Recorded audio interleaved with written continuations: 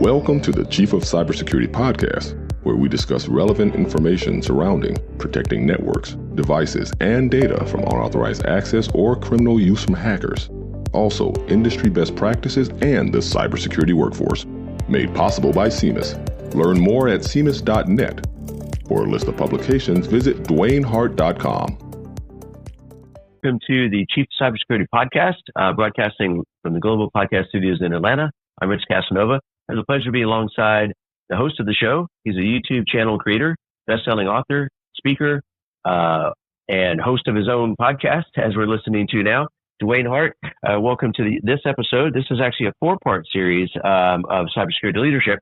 And Dwayne, this episode, we're going to be talking all things how to become a business champion and strategist. Yes, this is exactly what we're going to talk about, because in this architect of cybersecurity leadership, you are a risk manager from the technology side, and you have succeeded, and you've done a great job. I mean, you think about the industry that you work with, all the technologies, and you don't brought all the services on board, and you was a project manager, and you probably worked in a SOC before, and you can manage risk, and you can keep risk into perspective, and you are a technical guru. But guess what? Now it's your time to walk into the boardroom.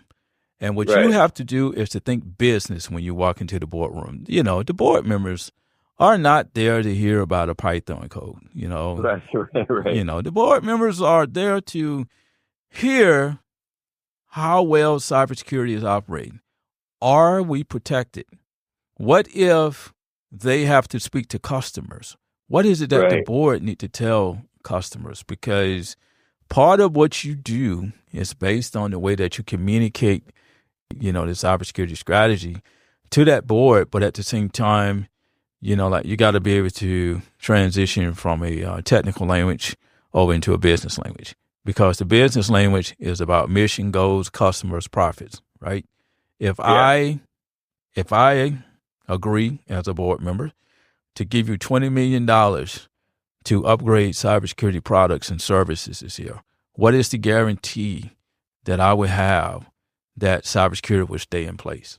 See, now, those are the tough questions, because you can't predict anything that's going to happen with cybersecurity, but you can take historical records and you can use information from the past to prove your point, because you never want to talk about the future and say that you're going to stop every cyber attack, because you can't predict that future. But you can go by your past and use that as a basis, because the board don't know that. All right. But see, you have to sell that picture. This is why it's important to learn how to communicate cybersecurity. And I want to make a point before we get too far into this podcast, is that I was at a speaking event up in Canada. And at the speaking event, someone asked me, they said that, what is the main problem that you see with cybersecurity today? I told them, I said, cybersecurity is being sold as a problem versus a solution. So if you are an executive leader, then your job is to sell cybersecurity as a solution and not a problem. Yes, you're going to have a problem, but tell that board that this is our solution to keep the enterprise safe. If you can market that, if you can be well tuned into communicating that type of information over to the board, you're always going to be successful. So that $20 million budget that you have on the table is now approved. Can you believe that? Yeah, because they need to justify at the end of the day. I mean, as we talked about in the previous episode, if a business is not profitable, it's no longer in business, right? And not just from budget standpoint of like, you know, how do we justify spending this amount of money? But if they don't make the investment in that infrastructure and their cybersecurity, then they could potentially be taken out of business, not because they weren't running a great product or services and didn't have a great value proposition, didn't have great team leaders, didn't have great leadership, but somebody dropped the ball on cybersecurity and put themselves at risk.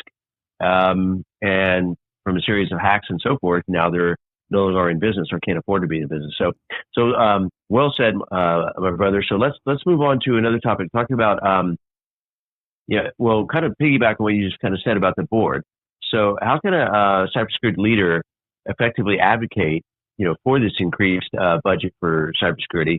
And are they sometimes part of the would they have a role on the board as well to Well, continue that mission? Or well, let's say this. If you don't have a role on the board, you put yourself into a role on the board because this is a part of your job is to sell cybersecurity to the board. Now, I want to make a statement here because a lot of times, if the board don't have confidence in you, and if you're not influential, they're not going to listen to what you have to say. Yeah.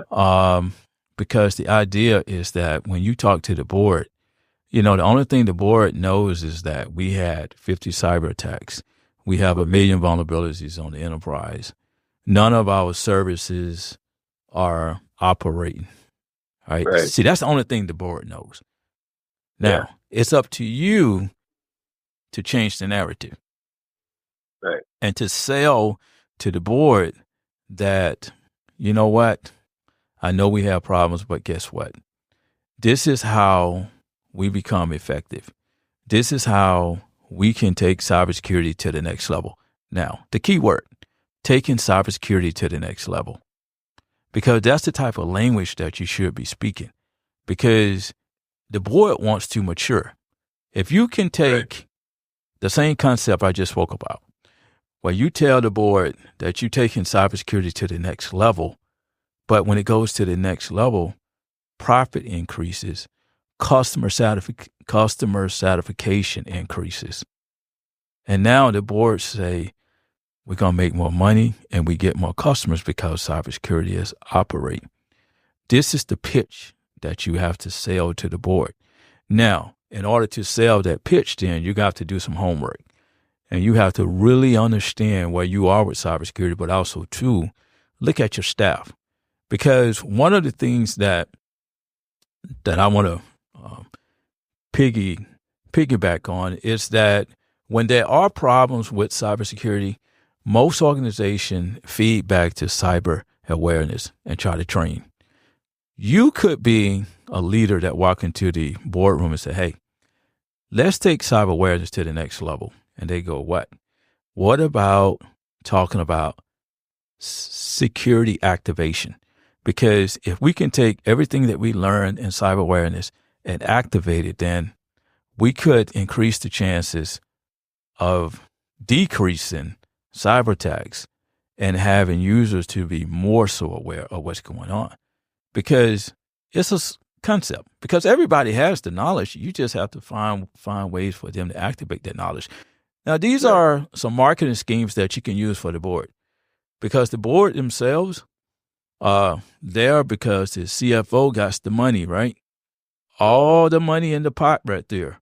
But you know what? You may need to go out to lunch with the CFO and have a side conversation and really explain cybersecurity.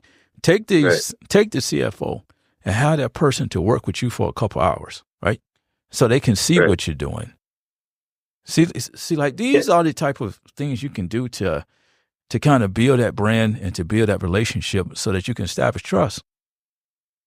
Absolutely. I mean, the topic is about, a leader in the space of cybersecurity becoming a business champion. Mm-hmm. But it really, to make this effective, you need this at all levels, right? So we talked about the board.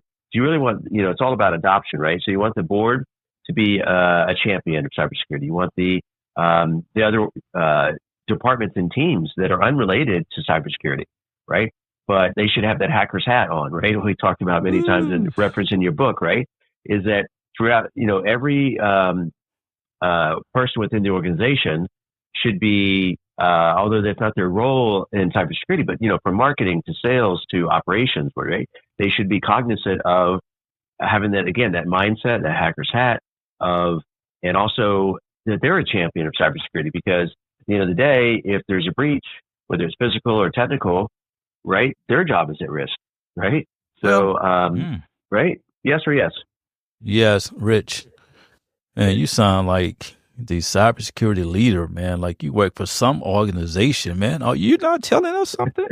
Yeah, I might go on the tour with you next time maybe we'll go to Australia for the next speaking gig. Yeah. Thank you.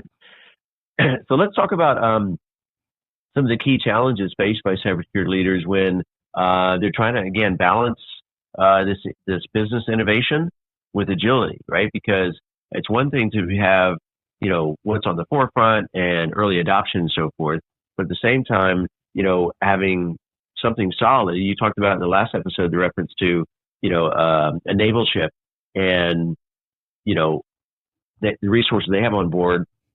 They may have had them for 20 years or so. So you have the stability, but you also have to be agile. So talk to us about that. Well, How do you balance that? I can only go back to my background and when I was working on certain projects, and many of these projects had older legacy systems, but at the same time, the environment wanted to upgrade.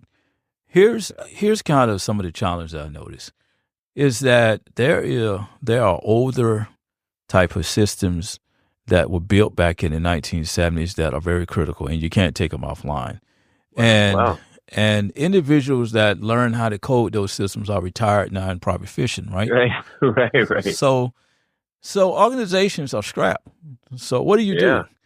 One of the things I've always said this: if you're trying to innovate, you don't start to innovate now. You should have started about 5 years ago, right? Where you do your research and your studies and to see where you are, because part of innovation is looking at a digital modernization.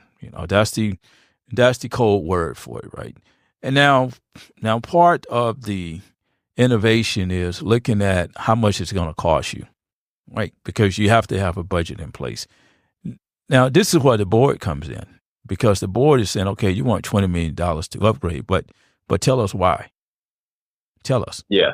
Tell us why should we give you $20 million to upgrade when last year we gave you $25 million, but our cybersecurity program haven't even moved an inch up that maturity ladder.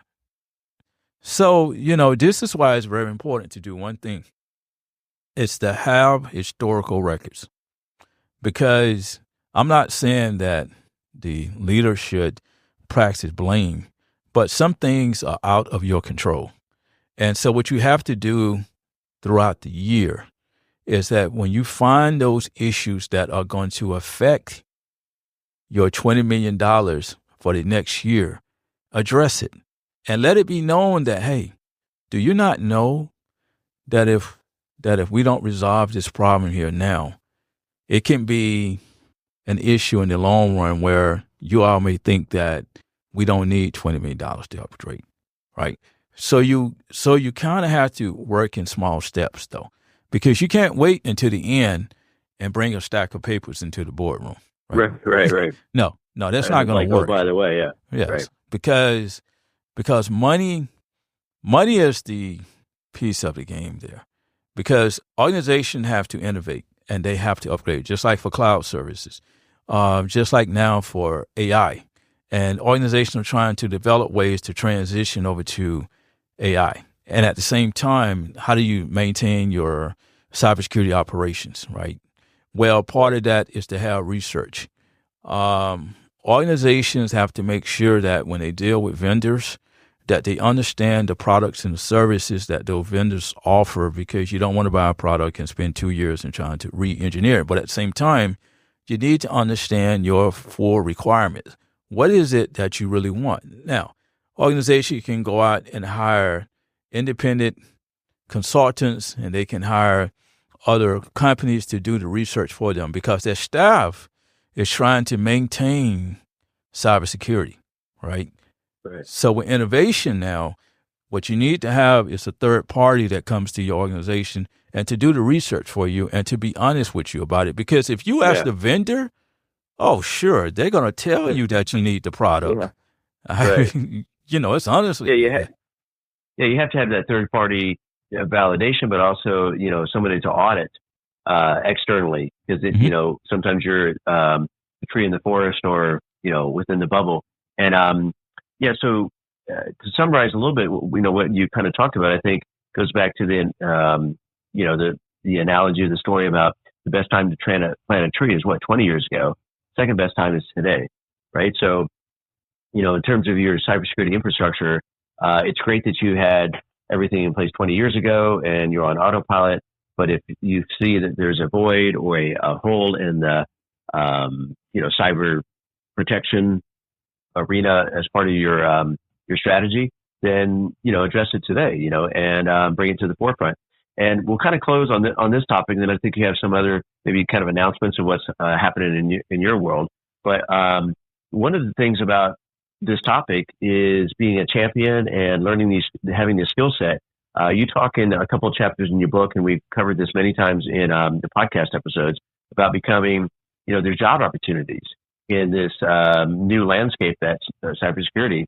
And if you can be an expert in all these topics we talked about in this 4-part series, you become a thought leader, and you're very attractive to organizations as far as job and career opportunities. Talk about that as we close this episode, and then any other announcements coming up. Yeah, because this 4-part series is really taking leadership and showing you how to transition yourself into being a better leader. As I have traveled through the industry and as I meet people, there are serious questions to be asked. And those questions are, how do you fix cybersecurity? How do you manage cybersecurity? How can I stay ahead? What are some of the things that you've seen that can make my life better? And I've always tell people that the answers are pretty much in front of them, but I want to help you see the answers.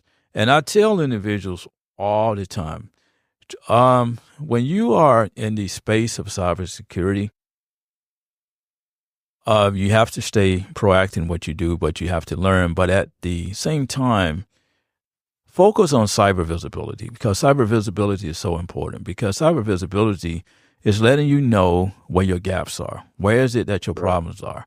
What is it that you really see? Because you cannot talk to the board if you don't know what's on the enterprise. It's like going into the board and saying, hey, we got 10,000 assets on the enterprise and they all are affected. But last week you told the board that, that was 15,000 assets. And so now the board said, okay, so what happened to the other 5,000? Now you look embarrassed. So this is part of that visibility program, right? And to make sure that you do have the right tools in place, because in order for you to be effective as a leader and to drive cybersecurity, you need information. But at the same time, you need to know how to make decisions. And the only way you're going to make decisions is that you have to understand that enterprise, and you have to have so many data points. And you have to rely on people too, because you got to make sure that you train your staff the right way, and to have that confidence in that staff to say that if, per se, we have a problem, you come and tell me. Do not hold a problem at hostage. All right, because most people think that if there's a problem and they come to their leader, then, like they're going to be fired, right? If they come up and tell the truth, well, I'm going to be fired. So I'm going to hold this and try to fix it. And then if he asks me about it, then it's already fixed.